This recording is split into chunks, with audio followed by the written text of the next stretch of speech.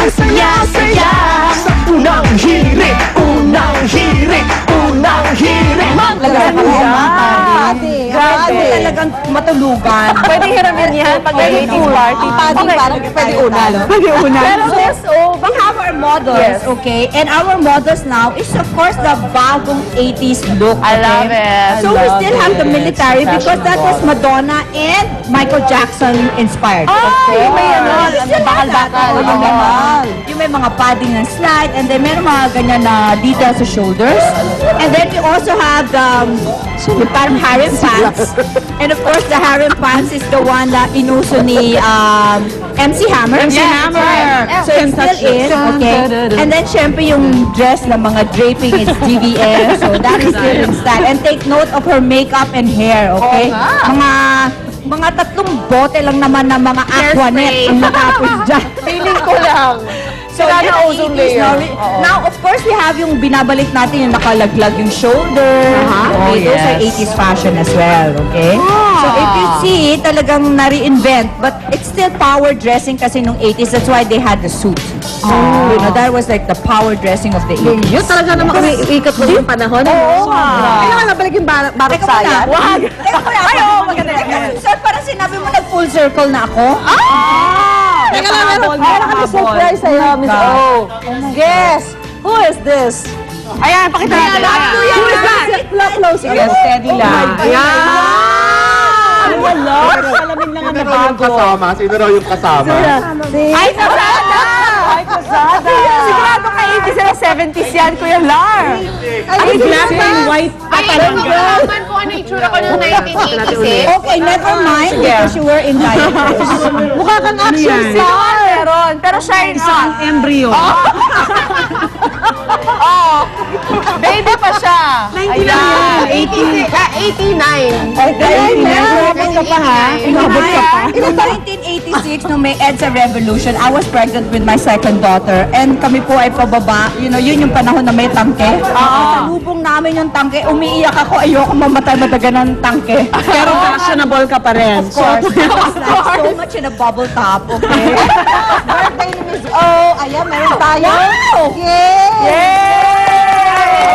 Happy birthday, What's your birthday Oh wish, my Miss God. O? Well, my birthday wish is world peace. And then aside from that, syempre, good health. Because I've been feeling, you know, a little bit bad with the health thing. So that department, I want to like really fix it. And of course, my children, my daughter Isha is leaving soon. And syempre, I'm gonna miss her. Oh my God. Wala na naman lahat dito. And syempre, more of my work with AICI, you know, yung aking job. And of course, here sa UH, sana magtagal-tagal tayo magkakasama. Of course! At dahil birthday mo, Miss O, bigyan ka namin ng damit na 80s. Jazzy.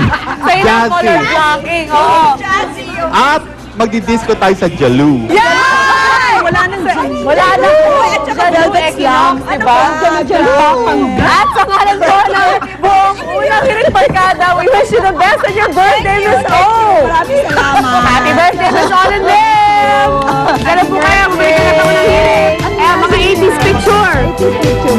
Kuya Lar! Kuya Lar! Puno pa talaga.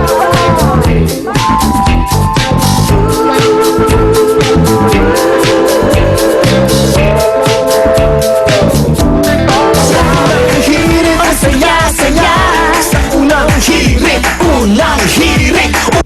Para mapaalis ang burlet ni Ken. Servisyong totoo ang unang hirit, ang saya-saya sa unang hirit. Alright, tuloy-tuloy pa rin po ang ating Bonding with the Animals ngayong umaga dito nga sa isang farm sa Tanawan, Batangas. At kung kanina pinakita natin ang turkey at gansa, well, meron pa pong iba't ibang animals na makikita dito. At unahin na natin dyan ang peacock. Yan. So, kanina mga kapuso, tinur ko po itong farm at pumunta nga ako sa kulungan ng mga peacock. Sabi nila, Indian peacock daw yung nakikita natin at may isa silang babae at isang lalaki dyan. Next ko pinuntahan na yung ibong bato-batot na nakikita nyo dyan sa ating video na sinasabi nilang endemic na daw dito sa ating bansa ngayon. At dito daw yan nag-originate mga kapuso.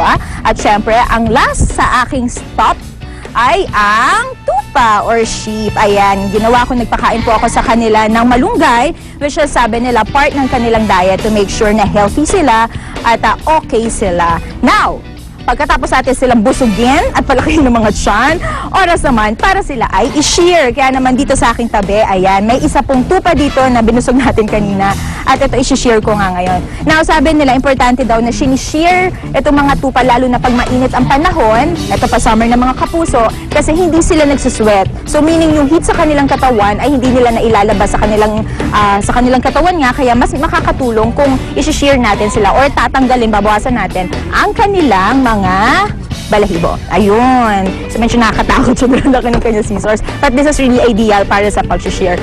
Okay. So, paano tatapusin ko na yung pag-shear nito maya-maya. Pero bago yan, meron muna akong a little something for you guys just sa studio.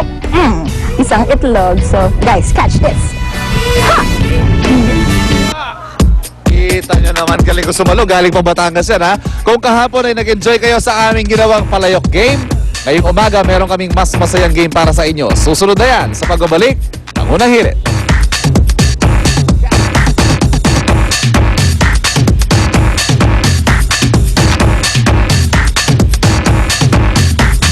Unang hirit, ang saya-saya sa unang hirit. Masasarap ang inyong mga paboritong ulam kung may tamang asim ng Silver Swan sukang puti. Mabango, swabe sa lalamunan at hindi masangsang sa ilong. Silver Swan sukang puti, tamang asim. Nabawi mo pala ang may huwagas ng data at hindi ka na magiging